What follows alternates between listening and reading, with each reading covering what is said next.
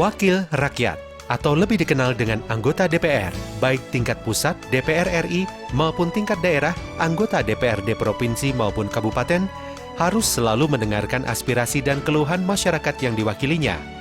Sehingga permasalahan di masyarakat bisa sampai ke pihak yang berwenang dan dengan cepat diberikan solusi menyelesaikan masalahnya. Hal ini seperti apa yang dilakukan oleh Wakil Ketua DPRD DIY Suharwanto.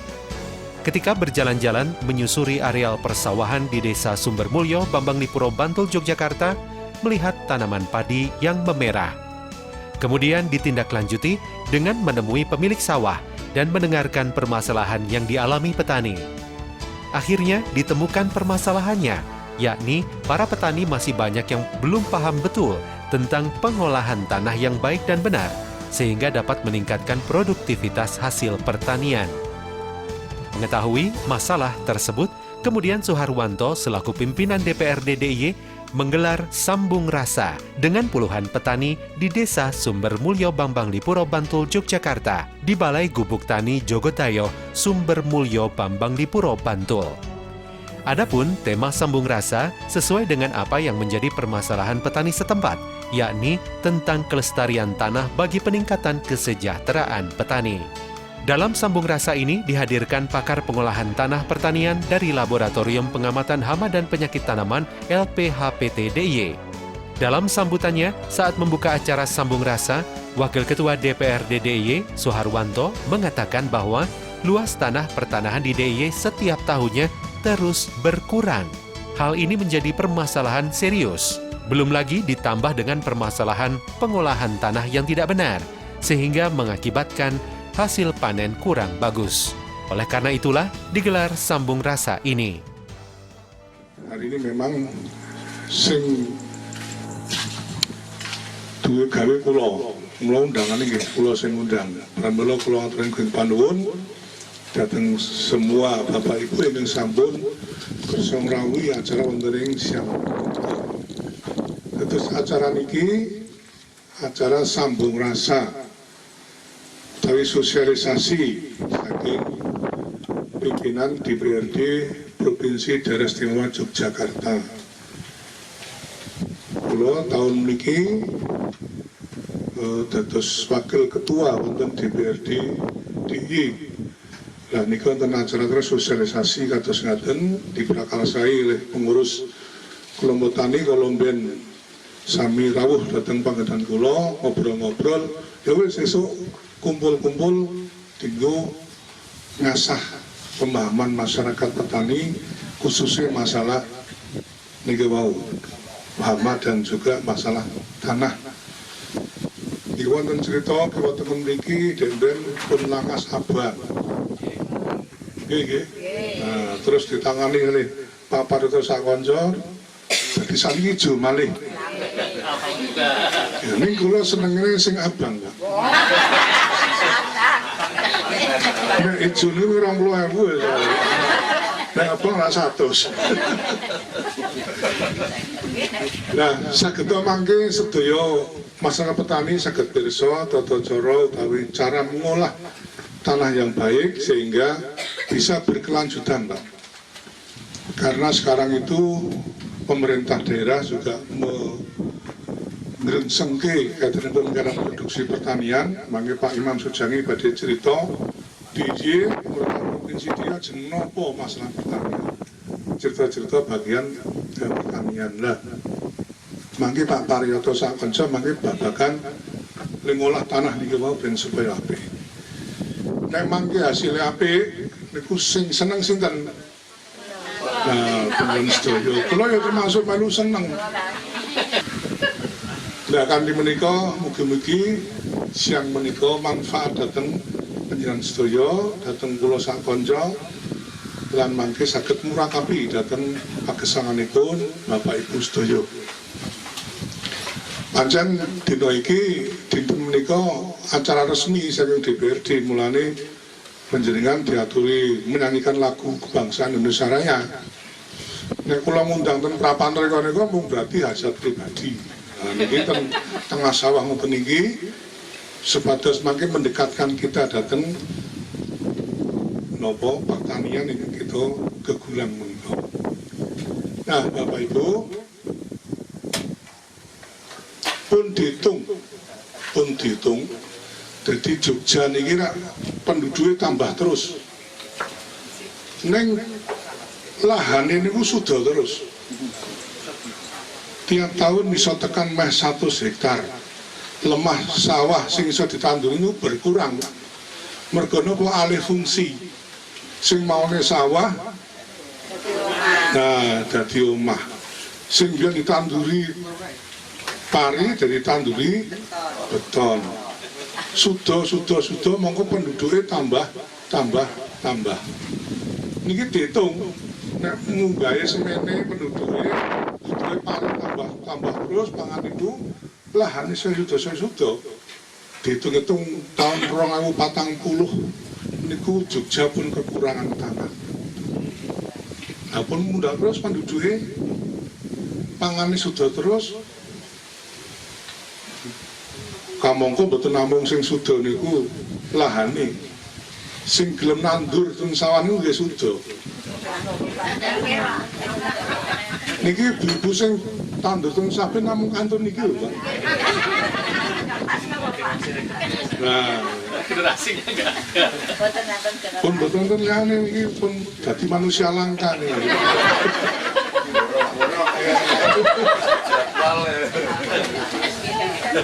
Nah, pramila monggo nika dipun gegulang ing sae ya sinau carane nandur sing apik ya dikompake. Sebab sing jenenge pertanian kudu kompak Bapak Ibu. Nek jenengan nandur pari dhewe, liyane kok nandur palawija, kira-kira sing diserang manuk ngen pundi? Nah, malah nyepaki manuk niku. Nggih, sing kompak nggih, mangke bareng-bareng wonten perlu napa-napa mangke kita dukung, Mas. Sing penting komunikasi. Kula niku senajan omahe nang prapatan niku, nek mboten komunikasi ya ora ngerti. Tapi ternyata Pak Supran kan terus tani pun menyampaikan butuh kumpul lah, coba nanti kita support. Ono sing perlu dibangkit ya, mangke diupayakan. Provinsi ya wonten program-program yang bisa kita jadi malah lalu ten pundi-pundi niku mendorong pembangunan. Nah, ngaten Bapak Ibu yang terhormati, pisan malih kula ngaturaken panuwun dhateng kelompok tani Sidoluhur pengurus anggota ing menika sampun nampi kula kanca lan ugi sareng-sareng kita mendalami cara tetanen ingkang sae ingkang saged mengembangkan pendapatan kita. Nek iso hasil produksine sak hektar ora mung 7 ton. Nek iso 10 ton. Nek iki pinten? Saya kira hasil ini. Nah rata-rata mung 7 ton paling apik. Nah, sing paling apik meneh 10 ton. Lah mengko pripun carane ya diuji bareng-bareng. Sebatas semakin sakit meningkat produksi ini meningkat pendapatannya. Terus petani ini nek mboten golek tambahan liyane nek mengandalkan sekolah tetanen kira-kira cukup ora? Kalau bedhek masih mboten. Mulane kudu diversifikasi usaha utawi pengembangan sanesipun. Pekarangan-pekarangan sing kosong ditanduri. Kula niku ten Plumbungan tahun kok bibit pisang rojo, lho latu kok kowe pisang rojo. Kowe pasar jaman dene. Wah, latu kok kowe, tanduren. Hasilnya PN dhewe kula mboten njaluk. Ya nyatane ya ora ono ya.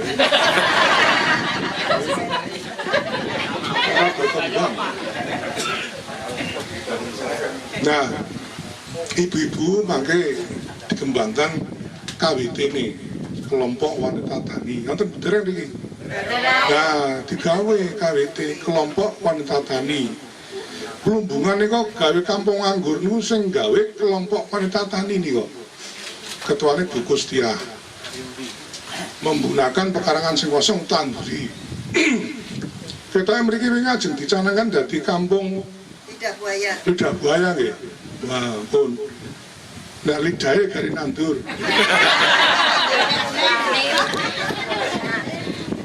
Mangke hubungan kampung anggur, juga kampung tidak budaya, pun mangke saged berkembang. Mangke kula wangi-wangi, gelem mboten kula wangi. Nah, nek kula wangi gelem nggih jenengan terus gawe kelompoke gek bergerak nandur lidah buaya niku nek men dikembangkan. Sing kira-kira ana ngendi? Sing wis maju, kula treke mengke. Wonosari nggih. Ah, direncanakan. Yang penting berkembang. Hubungan itu pun bergerak baik, kampung anggur. Ya inisiatif warga. Kados kula ini yang melu ngompori, melu ayo dikembangkan. Warganya sing duwe inisiatif. Lah monggo mangke Joko Dayo. Memang itu monggo dikembangkan. Ibu-ibu justru yang paling bisa menjadi motor penggerak. Nah bapak-bapak ini sok kukuan rame. Kayak ten perempuan ngoten niku bapak niku wow menyaksikan. Sesuk gotone yo rame sik kene. Bar wae gotone ora ono sing mangkat. Monggo mangke ibu-ibu untuk bergerak kul nambah pendapatan keluarga. Ya monggo Joko Dayo bangkit, Joko Dayo berkembang supados mangke saged mengembangkan kehidupan warganipun. Kalau siap sawansi-wansi komunikasi, yang penting komunikasi. Yang penting wonten napa pembicaraan. Mangke sawaya-waya monggo dolan teng omah kula. Ning ya pancen kudu Kang Sensi. Nek Kang Sensi buntutu angel iki. Cekel. Ya ingatan Bapak Ibu, aturan sangat harus sedaya pambiyantu lan rawuhipun. Mugi bermanfaat. Akhirul kalam. Assalamualaikum warahmatullahi wabarakatuh. Dalam acara Sambung Rasa ini menghadirkan narasumber Imam Sujangi, salah satu tenaga ahli fraksi PAN DPRD DIY, dan Partoyo, Kepala Laboratorium Pengamatan Hama dan Penyakit Tanaman LPHPT DIY. Dalam kesempatan tersebut, Imam Sujangi memberikan gambar dan informasi mengenai kondisi pertanian di DIY. Petani adalah pejuang bagi masyarakat. Oleh karena itulah, peran petani sangat penting untuk kesediaan pangan. Namun demikian di DIY, lahan pertanian setiap tahun terus berkurang karena alih fungsi lahan. Hal ini menjadi permasalahan serius. Mengingat pentingnya peran petani, maka nasib petani juga harus diperhatikan. Ning intinipun ngeten Bapak Ibu, intinipun tadi sudah disampaikan Pak Arwanto bahwa DIY nanti sebelum Pak Paryoto menyampaikan soal teknis masalah perhama tanaman nopo sanes-sanesipun, DPR menika intinipun kalih Pak Gubernur menika concern, nggih. Concern niku napa nggih? Kok berkomitmen, napa komitmen niku? Gadah kesaguhan, nggih. Pak Gubernur kalian DPRD 55 anggota DPRD menika gadah kesaguhan ingkang dipun tuangaken wonten dokumen naminipun Rencana Pembangunan Jangka Menengah Daerah RPJMD 2017-2022 pilih DIY menika wonten ing akhir periode Pak Gubernur ingkang 5 tahun menika iki nyambung malih insyaallah. Menika angka-angka pembangunan menika, target-target pembangunan menika saged tercapai. Menapa mawon sepindah ingkang penting menika nggih menika angka kemiskinan. Yang ngapunten menika tugasipun negara, tugasipun pemerintah menika panci nomor setunggal nggih menika naminipun memajukan kesejahteraan umum. Menika pun dipun serat wonten pembukaan Undang-Undang Dasar 45 ingkang gampanganipun pokoknya ora ana warga negara Indonesia sing ketinggalan, sing dadi wong miskin. Nah, ngapunten di menika tasih lumayan inggil penduduk ingkang termasuk garis kemiskinan menika lumayan kathah, maksud kula lumayan kathah. Amargi cacahipun kirang langkung 250.000 nggih dari 3,7 juta penduduk DIY menika wonten kirang langkung 450.000 jiwa ingkang tesih termasuk ngapunten keluarga miskin. Ngoten. Kalau di persen menika kirang langkung 11,6%. Dados menurut BPS dipun catet kalih BPS menika di sensus sampai bulan September 2019 menika kirang langkung samanten wau 11,6%. Nah, kamangka DIY menika sebagian besar warganya masih menggantungkan dari sektor pertanian. Dados sumbangan sektor pertanian untuk seluruh nilai ekonomi Pak, nek istilahipun PDRB Pak, produk domestik regional bruto. Dados kue ekonomi sak DIY menika nek cara dikambang ngoten sak menika sak kotak menika disumbang kalih pertanian menika tasih sekitar 7 triliun Pak. Dados nggih lumayan nggih dari sekitar total pinten nggih kok radi kesupen ning sumbangan sektor pertanian termasuk perkebunan dan perikanan menika 7T Pak. Nggih termasuk besar nggih.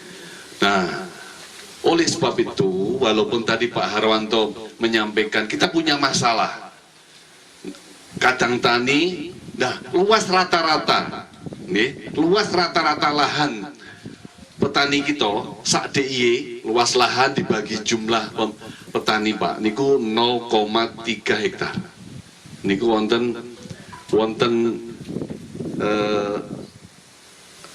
lampiran Perda nomor 10 tahun 2011 tentang lahan pertanian berkelanjutan menika mungkin nek kula klentu diralat nggih Pak Marioto dados luas lahan cobi Mbah panjenengan buruh tani napa kagungan lahan Bu Ibu buruh Pak nemong buruh rata-rata sabine kantun pinten nek 0,3 hektar niku kan sak protelon nggih berarti 3.000 meter gerang langkung.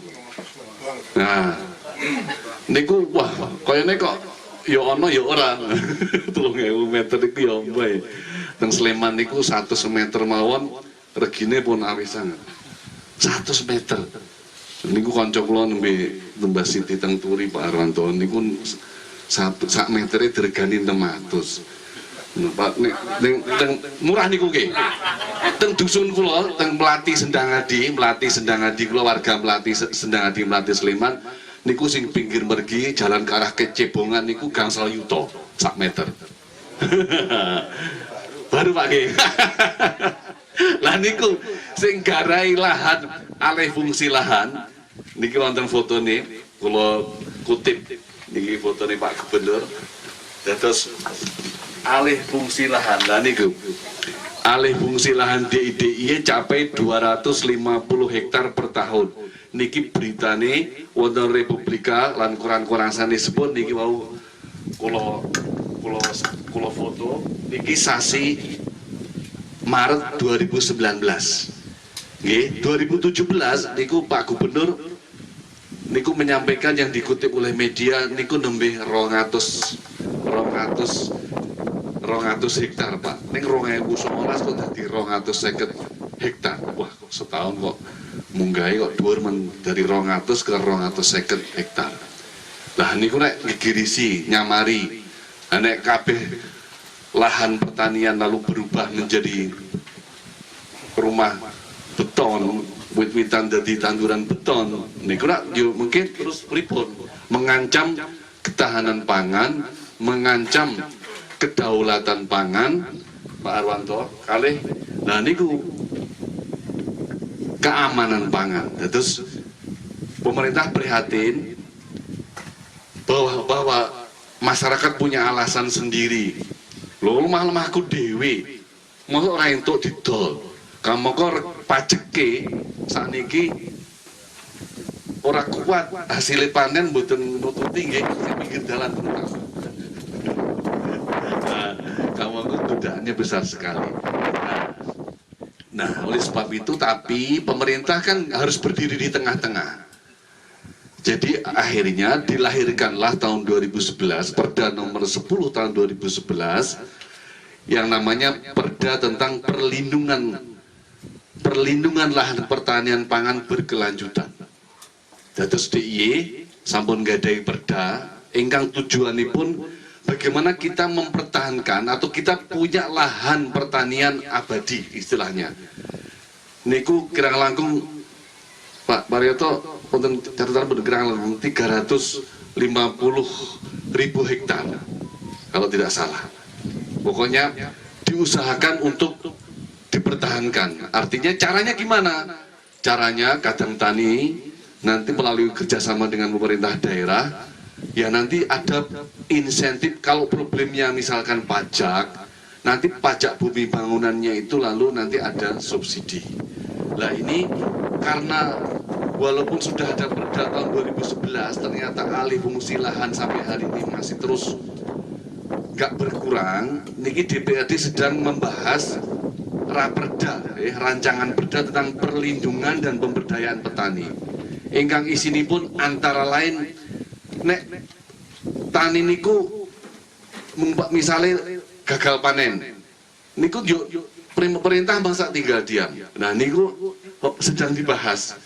Bicaranya nek gagal panen niku petani diberi ya semacam apa ganti rugi atau ya ibaratnya itu seperti bencana toh Pak. Jadi ada bantuan untuk mengurangi risiko karena petani memang sangat menggantungkan kepada hasil pertaniannya. Nah ini sedang dibahas, ini dari dados DPRD, ini pansusnya yang dibentuk oleh Pak Arwanto sedang dibahas raperda tentang masalah itu. Dados ini perkara yang tidak mudah, warga yang punya lahan, contohnya saya baca tadi di Kasian, Kecamatan Kasian Pak. Niku lahan pertaniannya tinggal separuh. Di dalam waktu 1 tahun 2 tahun terakhir ini lahan pertaniannya itu dari 600.000 hektar apa 600 hektar itu tinggal 300 hektar. Nah ini kan kenapa? Karena Kecamatan Kasian kan berada di wilayah yang perluasan kota. Jadi daerah-daerah yang berada di perbatasan kota kayak Kasian, Kecamatan Sewon, tempat saya Kecamatan Melati, Kecamatan Gamping, Kecamatan malah mriki Pak Bambang Bangontapan. Nah, pokoknya yang berbatasan langsung dengan kota itu punya problem yang serius karena memang warga butuh tempat tinggal, warga butuh gitu lokasi untuk usaha, ada pabrik, ada gudang. Nah, maka harga naik. Yang punya lahan tergoda untuk iming-iming akhirnya dilepas. Nah, dilala perda tata ruang. Jane onten malih setunggal malih namanya perda tata ruang. Bahwa di situ lahan hijau nggak boleh digunakan untuk pemukiman. Oh, kalau industri harus di sana di Piungan. Nah, ning yo perda tata ruangnya ya tergoda. Jadi yang kuning jadi sing hijau jadi kuning. Lah itu onten mawon carane ngakali raperda tata ruang niku. Janjane pun digujengi kalih perda lah. Niki Bapak Ibu, ini kita punya masalah.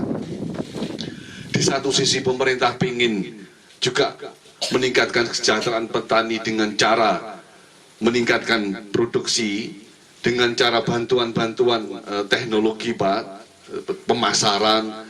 Tapi sisi yang lain kita punya problem. DIY punya target untuk menurunkan angka kemiskinan, lahan pertaniannya makin menyempit. Sementara itu, narasumber berikutnya dari Laboratorium Pengamatan Hama dan Penyakit Tanaman LPHPT DIY, Paryoto, lebih banyak memberikan informasi mengenai cara pengolahan tanah pertanian yang benar, sehingga menjaga tanah tetap subur dan mampu meningkatkan produktivitas hasil pertanian. Selama ini petani lebih banyak menggunakan pupuk kimia. Hal inilah yang mengakibatkan kualitas tanah terus berkurang dan hasil panen juga terus menurun karena kadar keasaman tanah berkurang akibat banyaknya pupuk kimia. Paryoto menyarankan kepada petani untuk lebih banyak menggunakan pupuk organik daripada pupuk kimia untuk menjaga kualitas tanah. Bu, Bapak, nuwun sewu nggih. Kula wau dugi mriki langsung dilapori Pak niku sae ngaten niku. Alhamdulillah gitu. Kula ningali kok ya syukur. Wingi sabang ora karu-karuan nggih Pak nggih. Walah ya Allah ngene. Wong lemah kok sepine ora karuan kita tandur nggih. Dadi ngoten Pak Harun. Dadi kula sebesar mlebu niki kula tingali sawah niku sepi Pak. Artosipun sepi niku golek onggo-onggo siji pun mboten enten. Terus apa meneh sing tomcat segala macam mboten enten. Terus kula pengen manjur, kula cincingnya dhuwur banget Pak. Barang tak injek kok mau mirip mawon ora mlesek Pak lho. Wah ya Allah, iki berarti emang petani kene rajin leh ngagem Prabu kimia gitu, Prabu kimia urung semprotan gitu. Alhamdulillah pikantuk pitedah saking Gusti Allah gitu. Kula mriki kula gawake agen hayati Pak. Agen hayati niku apa ya Pak ya? Mikroba tapi yang berperan sebagai pengendali hama. Nggih sekaligus pengendali hama dan bisa mereduksi lagi bahan-bahan kimia endapan di tanah untuk bisa aktif lagi ngaten niku lho. Nah niki lelembut Pak. Lelembut tapi sing migunani gitu nggih. Nek bahasa dalang niku sawah jenengan niku wis kehilangan warih Pak nggih. Dalange Sugito almarhum nggih lemah subur kali mergo lemah ning kono ngandung warih. Warih niku wahyu. Wahyune sawah ya lelembut-lelembut sing migunani Pak kaya to segala macam nggih. Niki mangke wonten slide-ipun nggih bab masalah omo lan penanganane. Tapi nek kula mriki ketoke jenengan yo malah ora paham nggih wong sak mriku wadon niku nggih. Kula tak matur mawon kuncine. Ngaten Pak, nun sewu. Kula tak niki kasusipun sak menika. Nggih Pak, Pak Imam. Terus kasebat maksimal tanam di DIY itu memang hanya antara 150 sampai 300. Itu untuk satu kali tanam Pak. Jadi satu tahun itu kita hanya sekitar 900.000 hektar. Hanya itu Pak gitu. Kalau ancamannya satu tahun 50 hektar tadi itu gitu. 250 kan dari 200 ke nggih dari total gitu. Nggih iso dibayangke lah Pak nggih. Alhamdulillah wow wonten angin segar niki Pak sedang materi nggih. Petani-petani sing nuwun sewu bermasalah, sing nandur pakanan pokok tapi bermasalah kena omo penyakit arep pikantuk ganti untung apa ganti rugi. Pokoknya kompensasi lagi. Wah, kalau saya boleh usul loh Pak nih, Pak Imam gitu. Tapi saya bukan napas pribadi, saya ke sana gitu. Jane mboten usah sing rugi Pak. Nek saged niku penanam padi niku harus dapat intensif. Insentif kok intensif. Harus insentif ngaten niku gitu. Karena wow, petani niku pejuang. Nah, kula matur niki tiru-tiru Jepang, Pak. Wong Jepang niku nek sing nandur makanan pokok niku entuk insentif Pak. Lah niki kula usulke Pak nggih numpung ketemu. Kula niku mboten nate ketemu kali Pak DPR iki terus terang wae langsung kula pegawai negeri gitu. Karena saya mutlak seorang fungsional Pak. Jadi tidak pernah diundang ke nggih DPR terus saya orang lapangan jadi setuju kan Pak kira-kira Pak. Nggih semangat itu nggih.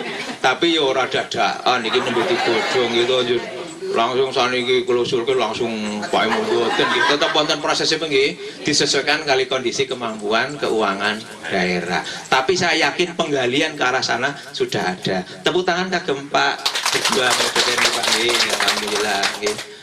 Insyaallah lah nggih terkabul ngoten niku nggih nggih. Lah sing ngaten Bu, Pak Ibu, dadi wong tani mboten usah minder. Dadi wong tani ora usah bingung nggih.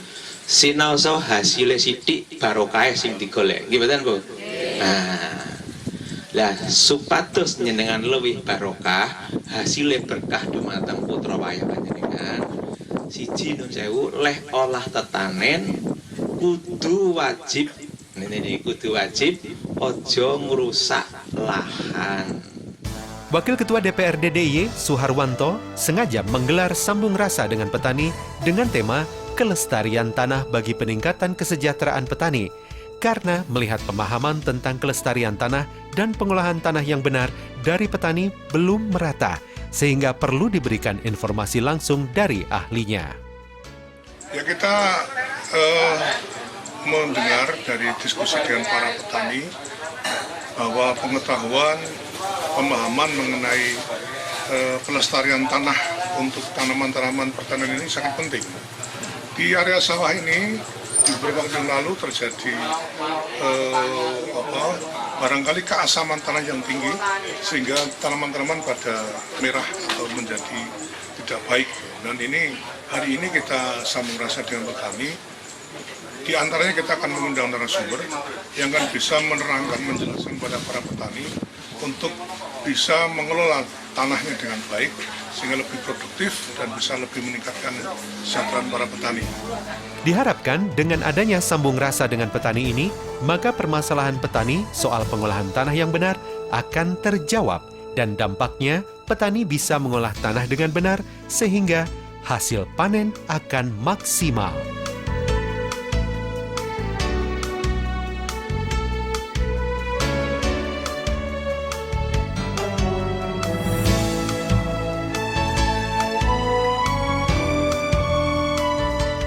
DPRD DIY saat ini sedang menggodok rancangan peraturan daerah atau Raperda tentang perlindungan terhadap petani. Sehingga ke depan ada jaminan perlindungan terhadap berbagai hal yang berpotensi merugikan petani di DIY serta mempertahankan kualitas dan kuantitas lahan termasuk memberikan perhatian khusus terhadap petani yang menggunakan pupuk organik. Hal ini diungkapkan oleh Wakil Ketua DPRD DIY Huda Tri Yudiana di sela-sela acara pertemuan penyedia pupuk di Sleman beberapa waktu lalu. Wakil Ketua DPRD DIY Huda Tri Yudiana menjelaskan beberapa hal yang akan dibahas dalam raperda itu, antara lain keberpihakan terhadap petani pengguna pupuk organik. Jika memungkinkan akan dicari formulasi subsidi kepada petani jenis ini. Hal ini perlu dilakukan ke depan agar kualitas lahan tetap terjaga, karena tidak bisa dipungkiri bahwa kualitas tanah terus menurun seiring penggunaan pupuk kimia. Sementara itu, Kepala Dinas Pertanian Pemkab Sleman, Heru Sabtono, mengemukakan bahwa pihaknya menyambut baik akan adanya raperda tentang perlindungan petani. Selama ini, pemerintah Kabupaten Sleman telah banyak memberikan bantuan peralatan kepada petani di Sleman untuk peningkatan produktivitas padi di Sleman. Berbagai upaya telah dilakukan oleh pemerintah Kabupaten Sleman untuk meningkatkan kesejahteraan petani. Oleh karena itu, pihaknya menyambut baik adanya raperda yang sedang dibahas di DPRD DIY tentang perlindungan petani. Hal ini diharapkan akan mampu meningkatkan kesejahteraan petani. Kemudian untuk sarana prasarana pertanian, kita sudah bantukan beberapa alat mesin pertanian, baik itu hand tractor, kemudian untuk menanam namanya rice transplanter, karena memang sekarang mencari orang yang nanam padi itu sulit, kita bantukan pada petani rice transplanter. Bahkan di beberapa tempat juga nanti ketika panen, kita sudah bantukan combine harvester, di mana nanti dengan combine harvester harapannya losses atau kehilangan panen itu bisa ditekan sedemikian rupa. Saat ini ada kelompok UBJA yang di wilayah Prambanan yang sudah kita support untuk mengelola itu. Bahkan UBJA itu juga bisa menyewakan jasa untuk menanam padi, kemudian jasa untuk olah tanam dan jasa untuk panen. Sehingga ini akan semakin memudahkan petani dalam membudidayakan tanaman pangan utamanya padi. Pak, satu Pak. DPRD DIY menggagas akan adanya perda perlindungan petani.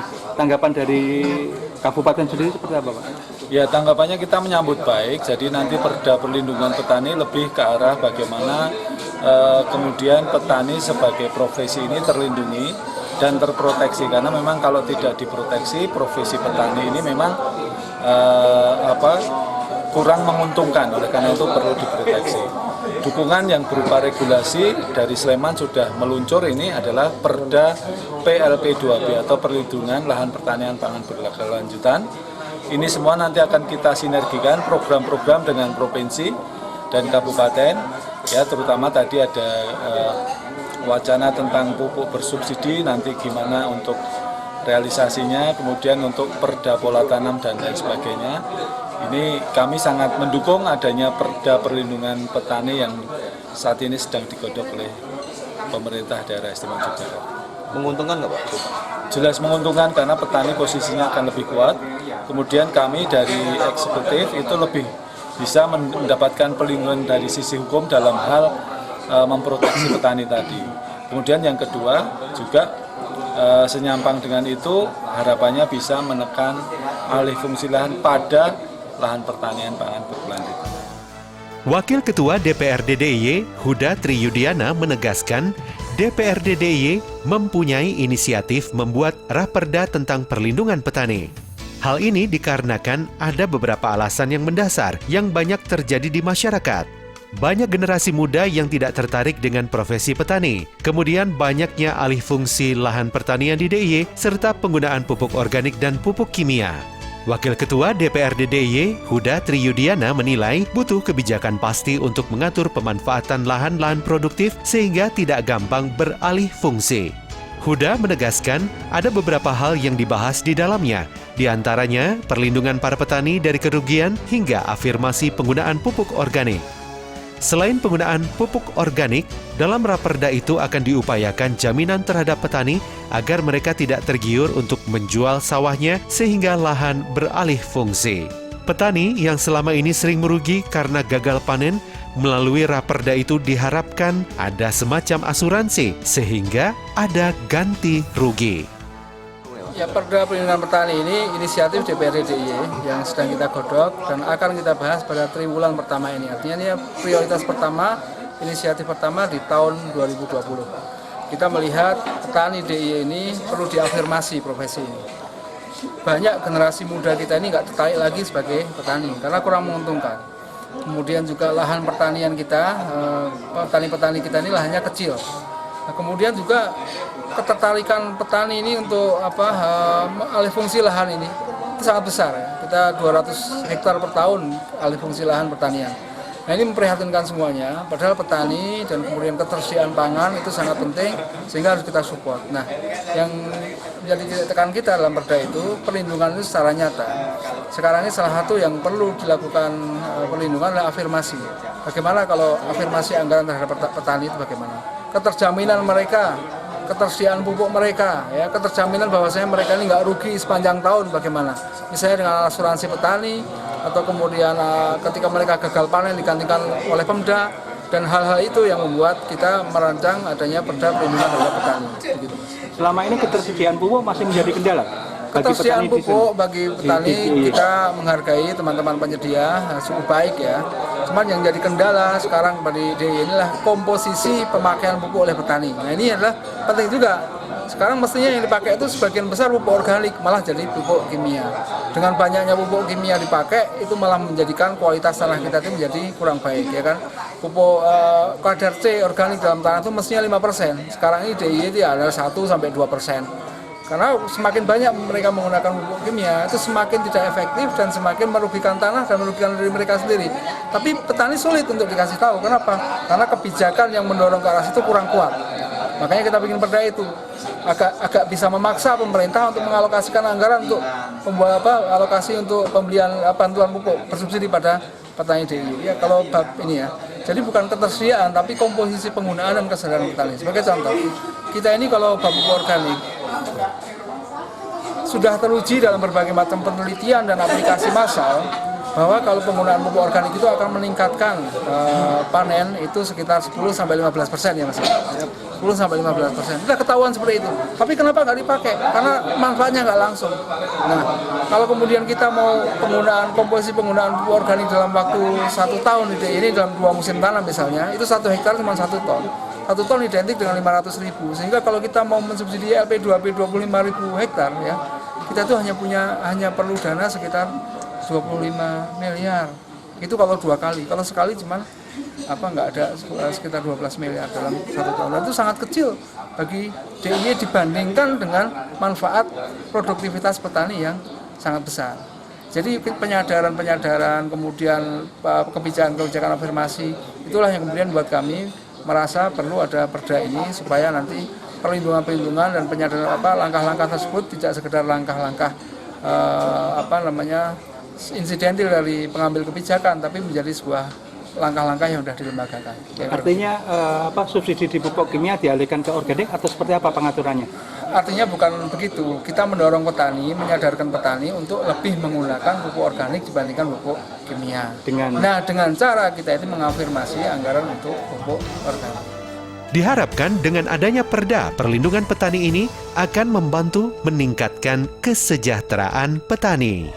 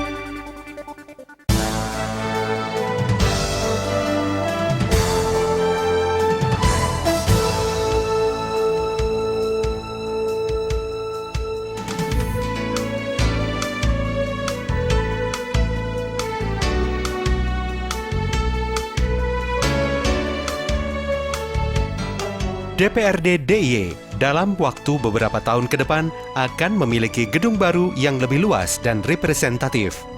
Lokasinya berada di Jalan Kenari, Umbul Harjo, Kota Yogyakarta.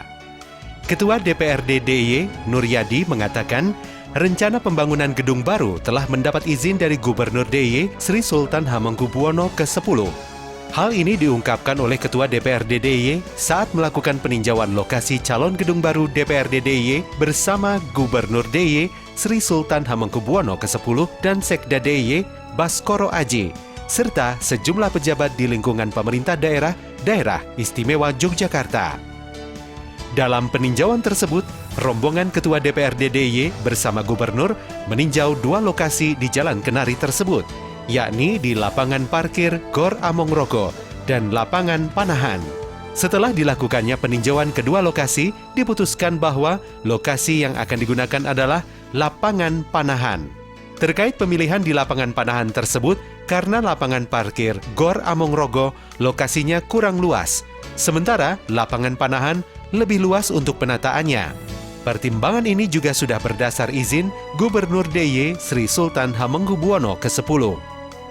Dengan dipilihnya lokasi gedung baru DPRD DIY di lahan lapangan Panahan tidak akan mengurangi fungsi lapangan ini sebagai lapangan olahraga, sebab yang digunakan hanya 1 hektar dari luas total 51.174 meter persegi. Tidak akan mengurangi fungsi sebagai lapangan olahraga. Pembangunannya juga akan menyesuaikan dengan DED dan tidak akan ada jumping. Ketua DPRD DIY menyambut gembira dengan izin Gubernur terkait lokasi gedung DPRD DIY yang baru. Gubernur DIY Sri Sultan Hamengkubuwono ke-10 berharap gedung yang baru nanti harus tampak bagus, sehingga lembaga sekelas DPRD DIY bisa memiliki gedung yang wangun. Sementara mengenai gedung DPRD DIY yang lama juga sudah dipikirkan oleh Gubernur DIY. Gedung yang lama akan dijadikan satu dengan gedung Urban Development Museum yang ada di sisi utara. Adapun total anggaran yang diperlukan untuk pembangunan tersebut masih belum pasti. Jadi di sini lebih memungkinkan, barat memungkinkan. Artinya bahwa ada perubahan mesin, iya. Paling tidak konsentrasi untuk penataan nanti untuk yang lainnya nanti akan ditata lagi. Sehingga seizin ke dalam, bila diizinkan untuk memilih, kami milih yang sini. Gimana? Sekarang nggak saudara izinkan betul. Lebih baik di sini tidak cukup sana. Pertimbangannya saya apa? mau bangunan itu kelihatan bagus, kelihatan unggul. Tidak lembaga dewan itu bukan sekedar hanya punya kantor, tapi kantornya punya bangunan yang bagi saya bangun. Jangan tempat tinggal bertingkat jadi kantor dewan. Saya nggak mau. Gedung lama akan dijadikan menopo? Ya mungkin itu akan kita jadikan satu sama sebelah utara untuk development museum. Berapa penting sih untuk apa mindah yang Apa? untuk mindah yang Ya nanti lihat biayanya dulu. Mungkin multi years ya. realisasi dimulai kapan? Ya ini ya. Jadi tidak urgen, tapi tata kalanya harus kita lihat, Mas. Kita tidak akan melempar daripada yang ada. Kalau untuk lapangan latihan ini nanti akan dipindah atau gimana? Kan masih kan kira-kira hanya 1 hektar. Oh. Terkait pentingnya pemindahan kantor DPRD DIY dari gedung lama di Jalan Malioboro ke lokasi baru di Jalan Kenari ini, Ketua DPRD DIY, Nuryadi, mengatakan bahwa sejak merdeka sebagai provinsi, DIY tidak pernah memiliki kantor sendiri. Padahal kabupaten atau kota telah memiliki gedung sendiri. Maka dengan adanya izin dari Gubernur DIY, kantor DPRD DIY akan dipindahkan di gedung baru. Selain itu, di kawasan Malioboro nantinya akan menjadi area perekonomian. Sementara itu, Sekretaris Daerah atau Sekda DIY, Kadarmanto Baskoro Aji mengatakan, pemilihan lokasi pembangunan gedung DPRD DIY sesuai petunjuk Gubernur DIY Sri Sultan Hamengkubuwono ke-10. Luas tanah yang akan dibangun sekitar 1 hektar. Jadi begini, kita kan DIY tidak pernah punya kantor sendiri daripada waktu kita merdeka. Ya kan? Provinsi yang kabupaten sudah punya semua, jadi wajar kalau kita mencoba untuk membuat gedung izin pembangunan dalam untuk dipindahkan, ya kan? Sangat penting. Jadi urgennya di sana juga memang tertinggal satu yang kedua di area ekonomi, Mas. Dia berkembang aja ekonomi, tidak terganggu apapun lah. Yang mau menyampaikan aspirasi ke sini aja. Jangan kompleks sama kabupaten kota kan sama di kotanya. Kan saja. Iya. Jadi urgen. Iya, siap. Kalau di sana itu berarti milik Ini yang dalam, atau kita kembalikan.